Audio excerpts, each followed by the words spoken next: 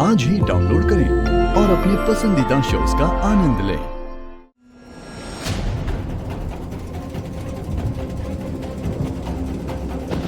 राघव ने रीत को रोकने की कितनी कोशिश की ना, लेकिन रीत अपने घमंड में उसने किसी की नहीं सुनी।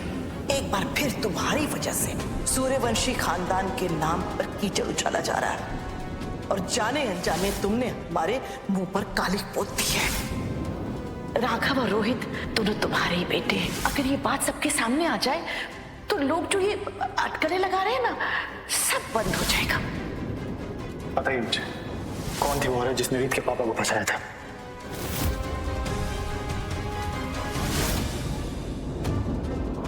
लेकिन सच तो ये कि तुमने ही रीत के पापा को मरवाया था। तुम खूनी हो। लेकिन जाने से पहले एक बात मैं आप लोगों को बताना चाहता हूँ। कोई तो है इस घर में जो तुम दोनों को अलग करना चाहता है। हे भगवान, शारदा सिर्फ मेरी ही गुनहगार नहीं है। उसने सिर्फ मुझसे मेरे बच्चों को नहीं छीना, उसने सिर्फ राघव और उन्नति को अनाथ नहीं किया, बल्कि उसने ध्रुव और रीत के सर से भी उनके पिता का साया छीन लिया। इतनी बड़ी गुनहगार है वो, और उसने सारा इल्जाम मुझ पर लगा दिया। उसके हाथ पता नहीं कितने मासूमों के खून से रंगे हैं। मुझे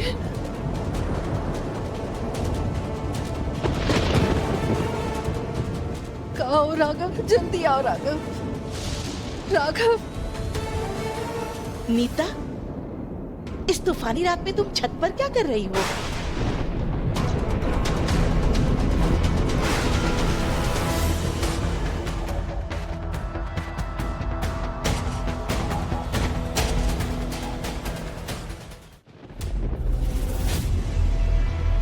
तुम्हारा सब सच मेरे सामने आ चुका है शारदा।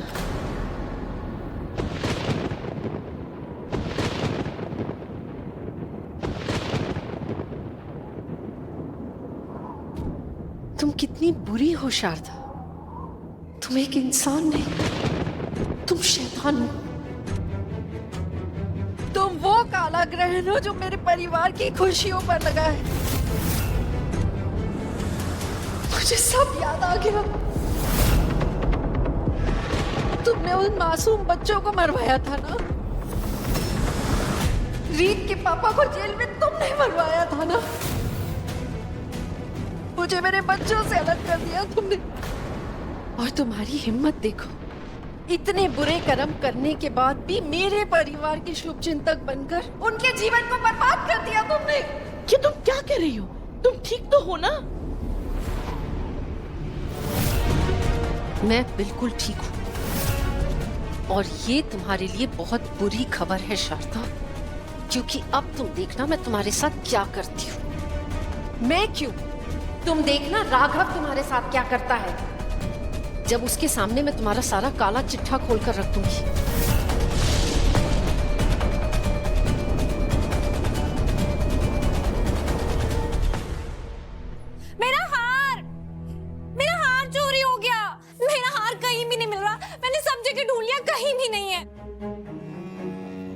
दिव्या भाभी, मेरा हार कहीं भी नहीं मिल रहा है। रीत, वो अलमीरा में ही था। मेरी सारी ज्वेलरी अलमीरा में है।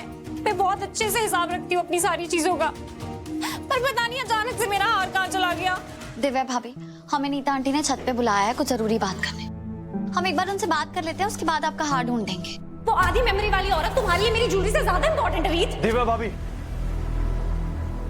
तमीज से। भैया जाने दो ना, गहनों की बात होती है ना तो उसका दिमाग खराब हो जाता। मैं सॉरी बोलता हूँ उसकी तरफ से। देखो दिव्या, हम ढूंढ लेंगे। तुमने लास्ट टाइम कहाँ रखा था बताओ। पर वो कितना अच्छा हार था, मुझे पसंद था। प्रतीक, राघव चलिए हम भी चलते हैं, नीता आंटी वेट कर रही होंगी। नीता आंटी ने इन्हें छत पे मिलने के लिए को बुलाया, और माँ कहाँ है, चल क्या रहा है? नीता, तुम्हें बहुत बड़ी गलतफहमी हुई है। तुम ये कैसे कैसे इल्जाम लगा रही हो मुझ पर? इल्जाम लगा रही हो? इल्जाम तो तुमने लगाया है मासूम लोगों पर, रीत के ईमानदार पिता पर, मुझ पर, रीत पर। क्यों शारदा, क्यों? पैसों के लिए? लालच के लिए? तुम क्या साइन करवाने वाली थी राघव से उस दिन? हाँ, आज की पार्टी में मैं सबके सामने कानूनी पेपर्स पर साइन करके अपने भैया की आखिरी इच्छा को पूरा करूंगी। तुम्हारे भाई को भी तुम पर भरोसा नहीं था शारदा। उन्होंने अपने 12 साल के बच्चे पर भरोसा करना सही समझा। इतनी गिरी हुई और घटिया औरत हो तुम। और सच बोलो तो आज भी तुम में कोई खास फर्क नहीं आया है। एक अच्छाई का मुखौटा पहनने से, माता रानी का जागरण करने से तुम्हारे पाप नहीं धुल जाएंगे शारदा।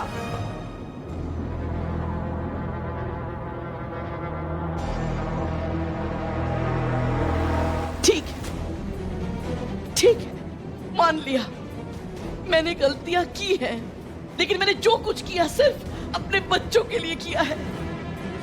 जैसे तुम अपने बच्चों के लिए कुछ भी कर सकती थी, वैसे मैं भी तो एक माँ हूँ। वीरेन और प्रतीक के मोह में मैं सही और गलत में फर्क नहीं कर पाई। मैं भी यही चाहती थी, मैं बस यही चाहती थी कि मेरे बच्चों को भी वही ऐशो आराम मिले जो मेरे भाई और उसका परिवार जीते हैं।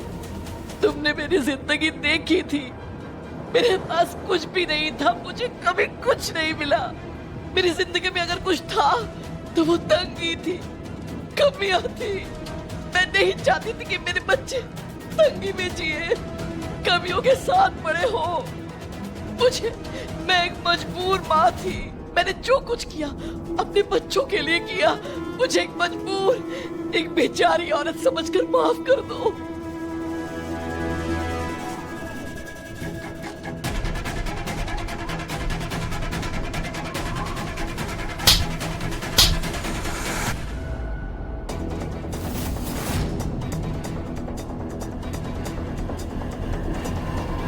अपने पाप कर्मों को मजबूरी का नाम देने की हिम्मत कैसे हुई तुम्हारी?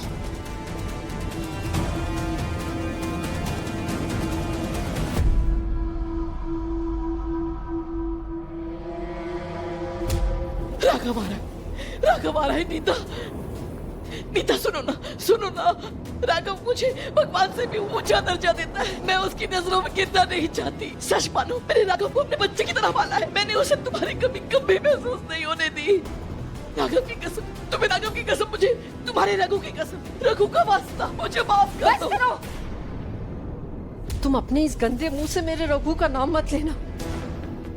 तुम्हारे लिए रघु सिर्फ एक जरिया है संपत्ति हड़पने का। मैं और मेरा बेटा आपको कभी माफ नहीं करेंगे। नीता, मुझे माफ कर दो। छोड़ो मुझे, तुम्हें कभी माफी नहीं मिल सकती। मुझे माफ कर दो। कभी नहीं। माफी तो तब तुम मुझे दोगी ना, जब मैं तुमसे माफी मांगूंगी। नीता,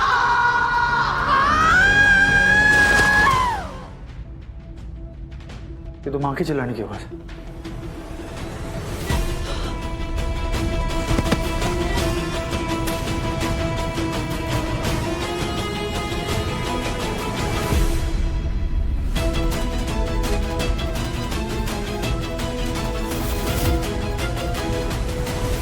माँ, नीता आंटी, माँ, नीता आंटी।